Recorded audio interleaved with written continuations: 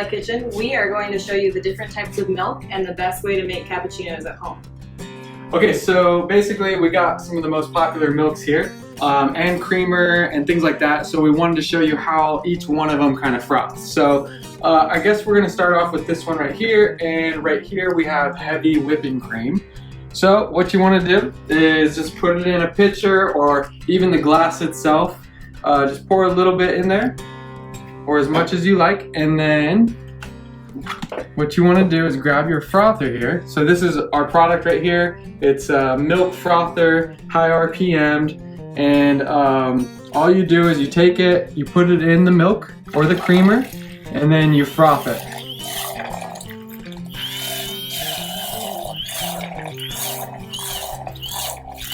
You can go at an angle. You want to go like in an up and down motion. And you just really want to get it nice and frothy, because the more froth it is with the smaller bubbles, the actual more taste you're going to have from it. Because what happens is the smaller the bubbles, the taste buds, when it touches your taste buds, it gives it a lot more flavor. So basically, so now this is the heavy whipping cream. Yeah. So we're gonna see what the consistency is. So you can see what that looks like in there. Okay, so let's pour some coffee out and see what it looks like. Just get a little bit of coffee in here. Don't do that much because we need to save some for our other. And then just take it and just pour it in. Sometimes you pour it in heavy, sometimes not, but then you get a nice foamy look to it, and it makes it taste delicious. So that would be the heavy whipping cream. So we're gonna move on to the next one really fast. So next we're gonna do is half and half. So I'm just gonna do this right into a cup here. Yep. And of course it depends on your taste if you want more or less cream or whatnot, but we're just showing you the different types so you can make the decision yourself.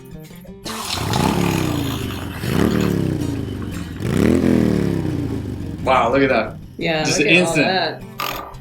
Okay, so half and half is a pretty good one for this. So far, yeah. So obviously you can get it as foamy as you like. Yeah. And today's video is just on the milk frothing itself. Obviously, however you make your coffee, that's up to you. Later on, we'll have some other videos on that. But you know, whether it's a Keurig machine or a mocha pot or a French press is what we have here, it's up to you on that part. Right now, it's just about frothing the milk. Okay, so let's put some coffee in there. Let's see how that looks.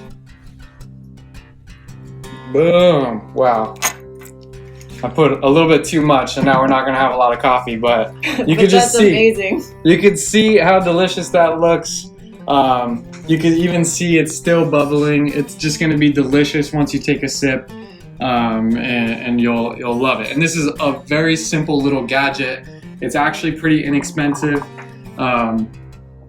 and you know it's super effective, as you can see right here. So let's move on to another one. So now those are both with cold milks. So we're going to try it with warm milk. Yeah, let's do it. This is actually warmed up half and half. Let's put it in here. Yeah, that's a good idea.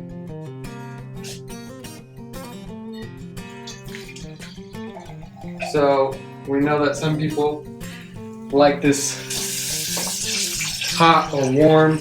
So basically you can warm it up on the stove, and then you can just do the same exact procedure. Can you see that, Gabe? You can go in at an angle, straight up and down, you know, just try to create the maximum amount of froth with a little amount of milk. I mean, look, we're almost to the top of this pitcher. This is a 20-ounce pitcher, you guys. Look at that. Anyway, we don't have to pour this one into a glass, but you get the idea. Look at all that foam. Okay, moving on. Okay, so now we're gonna do Coffee Mate. A lot of people like to use Coffee Mate. It's a dairy alternative. So let's check it out. Let's see how well it foams.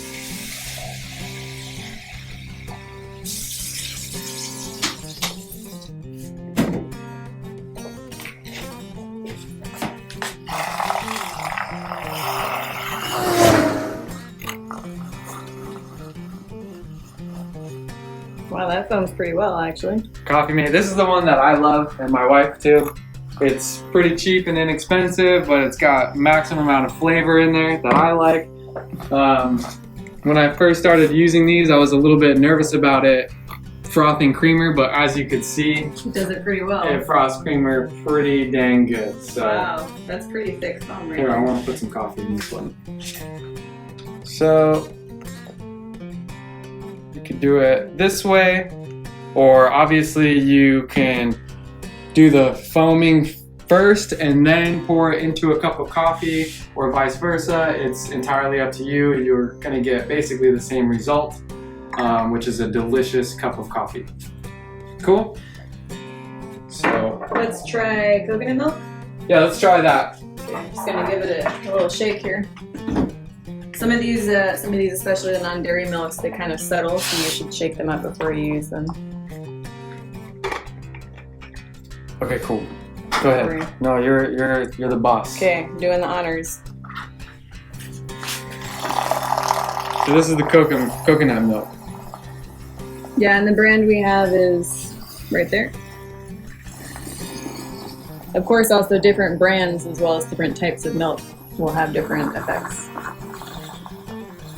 Well, it looks like it's frothing pretty dang good too. Yeah, actually. You can just see the little bubbles in there. It's amazing. Definitely getting some good volume in there. Yeah. Okay, awesome. You can see it's a slightly different effect, but still did the job. By the way, the cleaning on this is literally like super simple. All you do, you just run it under the sink. Just like that. Don't get the battery compartment wet, otherwise it can get ruined. But just get the whisk nice and wet, and then like literally just drying it off. Just give it a couple spins like that, and literally that's it. It's clean. All right, but we got more to do. We got like what, one more to do? Yeah. Let's do whole milk. Okay, sure. Let's try it.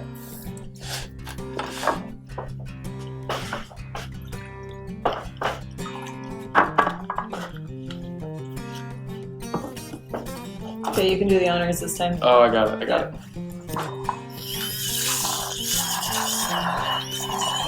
Check that out. Look at all that foam. It's creating like a little vortex in there, if you could see. That's how strong this thing is. Get it nice and foamy. Wow, Look at that. that's very good. Look at all that foam. That like doubled in size. Yeah. Like all the way to the top. And I can keep going, you know? And that's it. Literally. You got nice, delicious foam right there. So what do you think? Should we do the almond milk? Yeah. So a lot of people have questions about almond milk. Not everybody uses it, but some people do. So we're gonna froth the one that we have. I'm not sure how effective it is, but let's give it a look. I know that there are other alternatives to almond milk that froth a lot better. Which ones were they, Gabe? There's a coconut combined with nut milk called Nut Pod. Nut Pod. Yes. Okay, and that one froths pretty well. Yes, it does. Okay, well let's see how this one does.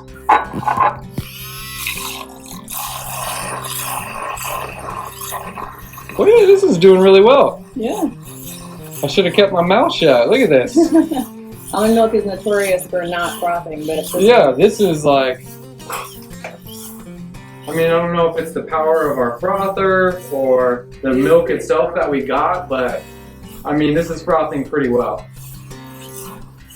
And it's definitely gonna help in making a delicious cup of coffee, that's for sure. And that's it. And you're done. Wow. Put it with some coffee, and you got yourself a nice, delicious cup. Clean it off. Give it a couple of little spins. Put it back, and you're done, and it's gonna look great in your kitchen.